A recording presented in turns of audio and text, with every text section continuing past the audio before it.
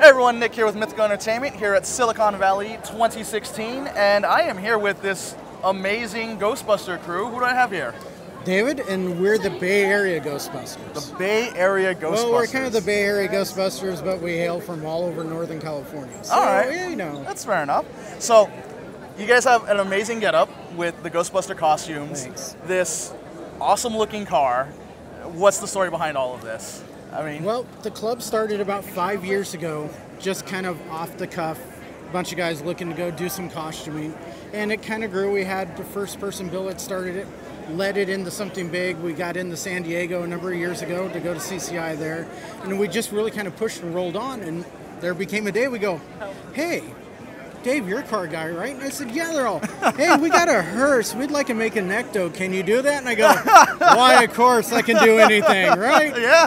So here we go. About 6 months later, I finished our first ecto. Wow. First ecto? First ecto. Oh, geez. Mysteriously burnt down, and all through the fandom, they go, ooh, because no one knows how or why. It just did. Spooky. Then 2 weeks later, Paul shoots out on social media the picture of the third movie car. So immediately we jump on his tweet. Now Paul has burnt down our ecto, quote unquote. Well, supposedly. So Paul had a good joke with us, and he goes, you know what? And actually we went to Culver City for the release the other month. Oh, wow. And Paul Nice. came down, took time out of his schedule, come down, take pictures with us in the car, sat in the car, absolutely enjoyed the car. That's amazing. So building the second car to give Paul a vehicle and to give us a vehicle to continue to go out and do charity work is totally worth it, and people love it.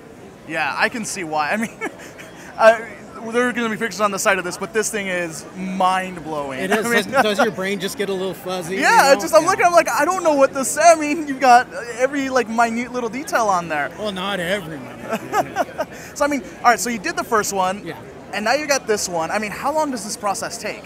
The first one took right about 6 months. Okay. And that's with, I build cars as a hobby, prop as a hobby. I do nothing professionally because that's way too much stress. Understandable, yeah. About 6 months, and a lot of the time is spent collecting parts. We're not trying to recreate the first movie car. That was a 59, and that was quite large.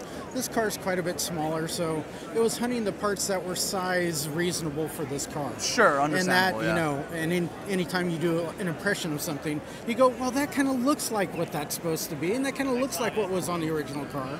So collected parts, threw some paint on them, haphazard, welded some things together, and you know, a lot of hot glue, and it's held up.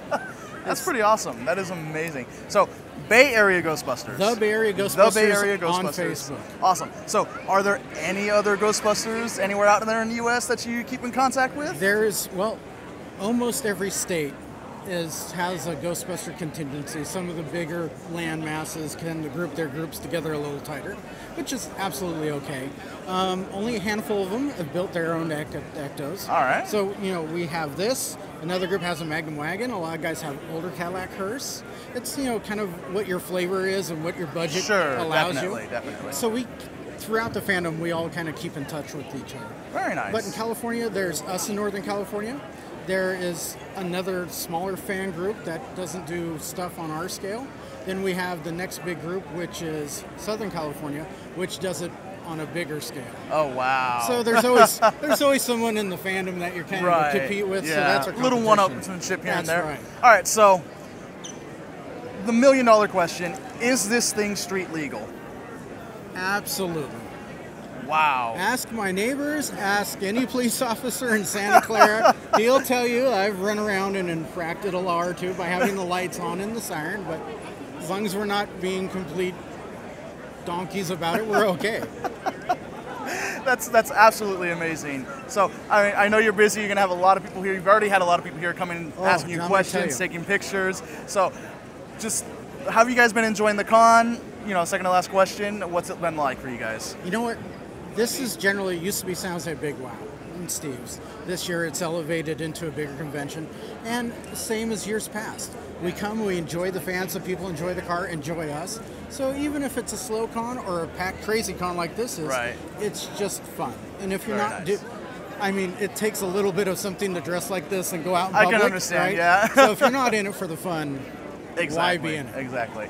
All right, so before I wrap up, you know, any other last comments, shout outs, pitch a website to us, a Facebook, anything like that? Well, as always, the Facebook, So the Bay Area Ghostbusters on Facebook. We're small but mighty.